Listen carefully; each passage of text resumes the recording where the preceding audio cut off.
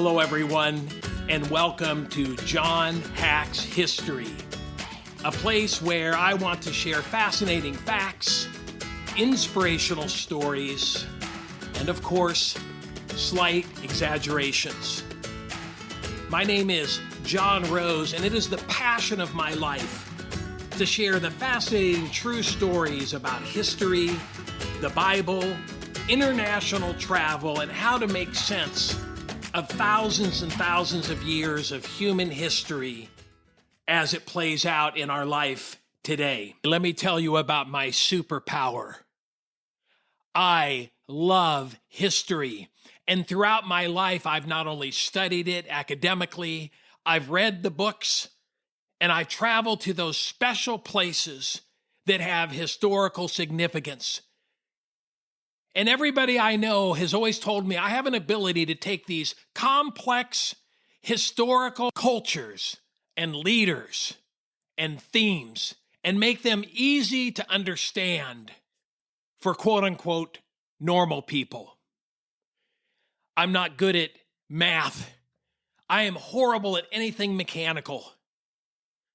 Don't even get me started on how bad I am at golf. But making history and travel easy to understand, that is my superpower. And I'm excited to make history easy to understand for you. Before I share my first fascinating fact with you, I want to tell you my story of how this whole interest and adventure began. Okay, a few years back, I am facing something that psychologists might call an existential crisis. I've turned 50 years old. I've been pastoring a church my wife and I started for a few years, and things are not going well. The church is kind of floundering. There's a lot of people that are choosing to leave the church. And on a regular basis, the church leadership has to get together and have a meeting on how we're going to repair the budget and keep the church doors open. And although nobody is willing to openly say it out loud, the real problem with the church is me. Now, when I get done with these incredibly difficult, depressing meetings, as I'm watching this church struggle to barely stay alive, I'm driving up to visit my father. My father has been diagnosed with Alzheimer's. And every time I go up to see him, I have to kind of reintroduce myself to him. It's incredibly, incredibly sad season in life. I'm trying to raise a couple of kids. I'm trying to keep the mortgage paid. And I'm also feeling this sense deep down inside that I'm just not cutting it. We have another meeting, another adjustment of the budget. An adjustment for the budget in quotation marks means John has alienated a few more families.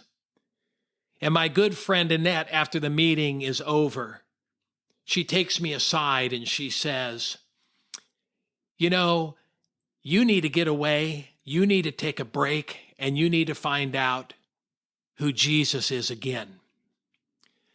I, of course, because I'm such a mature, spiritual, thoughtful person, I drove home and told my wife, "Annette's trying to steal the church from us." So I waited a month until the next leadership team meeting. We gathered together. I knew they were going to bring up the topic of the sabbatical, and the minute they brought it up, I said, "That won't work. That's not possible. We don't have enough money in the church for us to send me on a sabbatical. I need to stay here and protect this." Now, the funny thing is, this was like my version of you can have this church when you grab it from my cold, dead fingers, which at this point was actually a real possibility.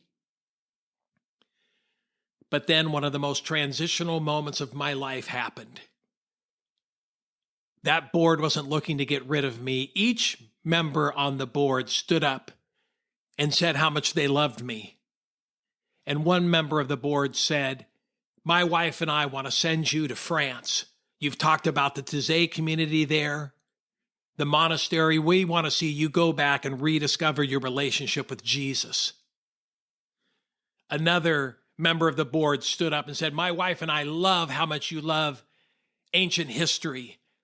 We want to personally pay for you to go off to Israel. You go wherever you want, do whatever you want to do, but go walk where Jesus walked. And then finally, another board member stood up and said, my wife and I want to fly your wife over to Rome. We're going to provide for someone to babysit for your kids so you and your wife can renew and strengthen your marriage.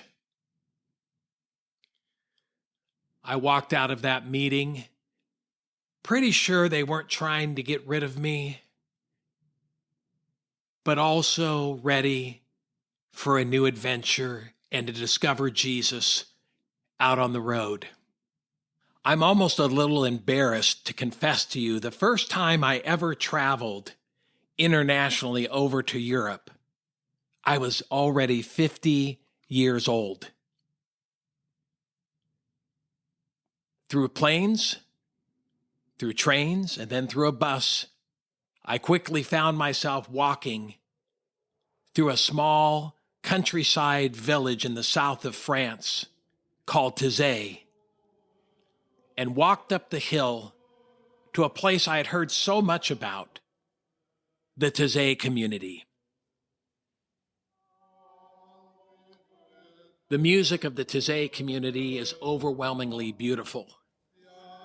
It matches ancient Latin chants with more contemporary compositions, but they're all sung either with one instrument or 1,200 to 1,500 people from across the world singing in unison together in this echo chamber of a large old building.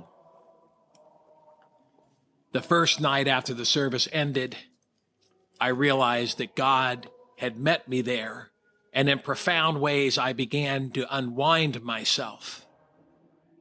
I lived the monastic lifestyle for a week with the meals and meeting people from Germany, people from Japan, people from Spain, people from Canada, even a couple people from the United States.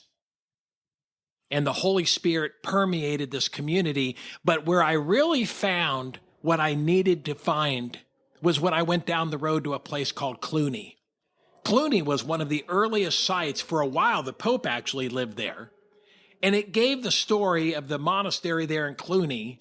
And as I looked at the timeline, I realized that even back in 900 AD, leading a church was hard. Being the people of God was hard. I looked at all of the struggles that that community had.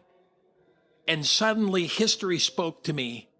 And I realized I am just another part of God's unfolding story. And folks, it's always difficult. And folks, being a leader, walking the path that God has for you in life, there's always going to be difficult moments. That's the story of history.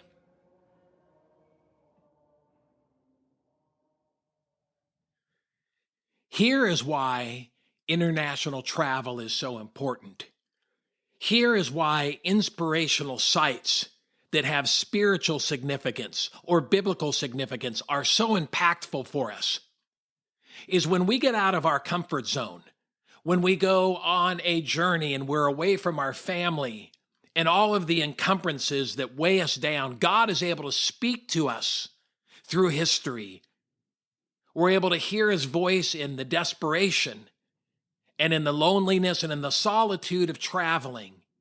And history speaks to us. And my experience is historical places shout to us and they give us courage to faithfully live out the lives that we're living and the struggles that we have, because we are part of a long story of the people that follow Jesus.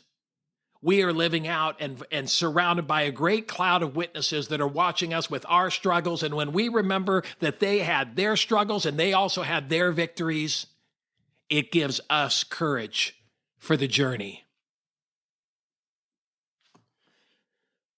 My next stop on my existential tour was to Israel, and that amplifies exactly what I'm talking about. Growing up, we hear the stories about Jesus. I'm old enough to remember in the back of our Bibles, there would be black and white pictures of a fishing village called Capernaum, or of an oasis where King David might have hidden from King Saul. But you go to Israel and you walk the streets of the fishing village of Capernaum. Do you know almost with certainty there is a home in Capernaum that history tells us Peter, yeah, that Peter, it was his mother-in-law's house. People began worshiping there and venerating that site very early in history. You can actually go look. You can actually go look at a place where Jesus more than likely did a miracle. And you can go down to the south of Israel and go out to the desert, to the fascinating fortress of Masada built by Herod. And then just right next to that, there's En-Gedi. En-Gedi is the wilderness where King David wrote so many of the Psalms.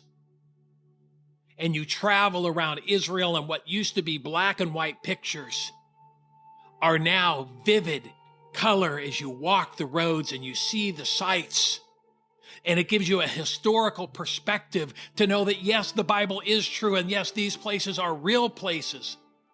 And although oftentimes there's certain archaeological disputes, but so much of what is recorded in the Bible is accurately depicted.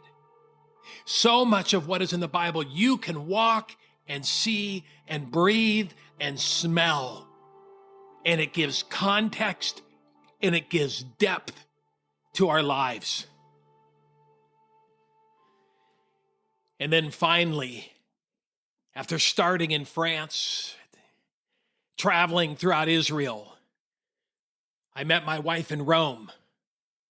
Rome, the eternal city, the Colosseum. Rome, Mamertine prison, where we know almost with certainty that the Apostle Paul was imprisoned and wrote the last book of the Bible, and you can go into that jail cell. There's not multiple jail cells in the location where the Apostle Paul was kept. There is that jail cell. And history tells us that churches were begun there, and they do the dating of the candles and archaeology. And you walk on the Roman roads, which have the grooves of chariots. Can I stop and say that again? Your tennis shoes, your lucky Nikes, are walking on original Roman roads that have chariot grooves in them. And maybe outside of Rome, you go down into the catacombs, where the first Christians would worship and would gather. Catacombs are subterranean caves used for burial, but also a site of worship historically. And as you look at the original frescoes painted on the walls or the carvings, you don't see a cross, but you see pictures of empty tombs, and you realize that the early church's story was the hope that is found in the resurrection of Jesus Christ, and that carries over 2,000 years as a witness. And when you return home, you are given courage to live out your life faithfully, because you have been reminded by the ancients, the cloud of witnesses, that Jesus, in fact, rose from the dead, and they bore witness to it in their generation, and it is our season to bear witness in our generation. Then, our last stop before we returned home, we went up to Venice, Italy, as the boat was pulling us into St. Mark's Square. By the way, St. Mark's Square is what Napoleon called Europe's drawing room or Europe's living room. As we pulled into St. Mark's Square, there was a church that had a sign that said live performance of Vivaldi's Four Seasons. So I love classical music. We decided to go back that evening, but as I went to pay for the ticket to enter the church, this sweet old Italian woman wanted like 22 euros a person to go in and hear a concert of classic music. Now, I will pay that much for Lynyrd Skynyrd. I might pay that much if Rush got back together, but I kind of pause about whether or not I'm going to pay the 22 euros, probably $25 American, to hear a classical concert. And she looks at me, and in broken English, she essentially says, "You don't understand. They are performing the Four Seasons by Vivaldi in the church on the organ that he wrote this piece of music." And so that night, we sat in that church and listened to a piece of music in the room that it was written in back in 1720. And that is the thrill of travel. And that is history hacked. So that, my friends, is how John Hacks History began. I'm looking forward into sharing future podcasts with you. The next one to be released is going to be called Roaming Rome, where we're going to talk about the Eternal City and all of the layers of history that we find when we go to Rome, Italy.